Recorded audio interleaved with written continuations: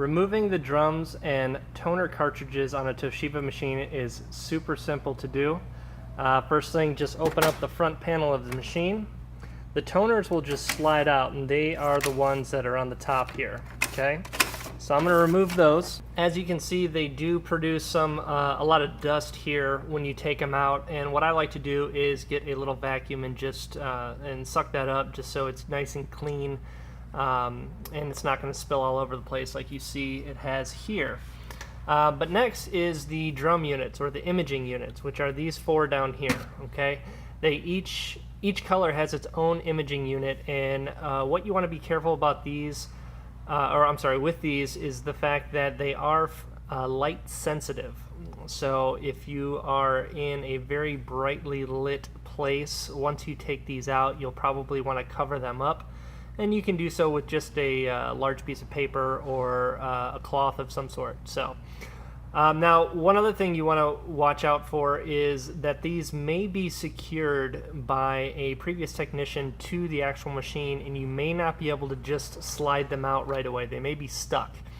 And the reason they do that is because these parts are very expensive, and technicians typically don't want the end user who is not familiar with them to just be pulling them out and messing with them on a regular basis. So chances are they may be locked in your machine, but in order to get them out, this is also a pretty simple process, but you will need a Phillips head screwdriver to do so. First thing we're going to do is look at this paddle here. Now, this may be locked as well, but it should be able to go to the vertical position. The drum units and the imaging units over here will not come out unless that paddle is in the vertical position. But if you try to move this and you can't, there's going to be a little blue screw right in this outside hole here, okay? Now, I've already removed the one on this machine, so it's already free. So that I can get up. And you don't have to put that screw back in if you do have to take it out. Just leave it out, throw it away. You don't need it. It's just going to allow you easier access in the future. So once the paddle's in the vertical position, these drums should be able to slide right out just by clicking the top latch and pulling.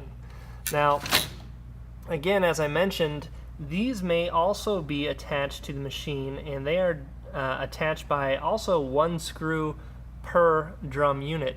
And if you look at the end of these, you have two little holes here, okay? The one on the outside actually holds this blue plate to the drum unit, so you want to leave that one in, but this little tiny hole here has another screw in it with a Phillips head on it as well. So you're going to need to remove that. That's just basically locking the drum unit to the frame of the machine. And again, like I said, technicians do that so the end user can't just pull this out anytime they want.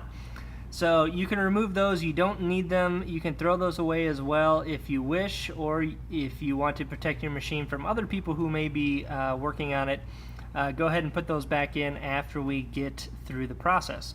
But once that's removed, I've already removed all of these in here. You can just, again, push the latch down, pull the drum unit out, and it slides right out. And as you can see, that green drum, that's the part that is light sensitive and that you want to protect.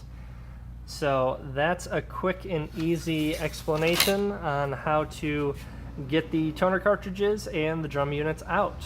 When you put everything back in, make sure everything is latched all the way in, and put the paddle back down.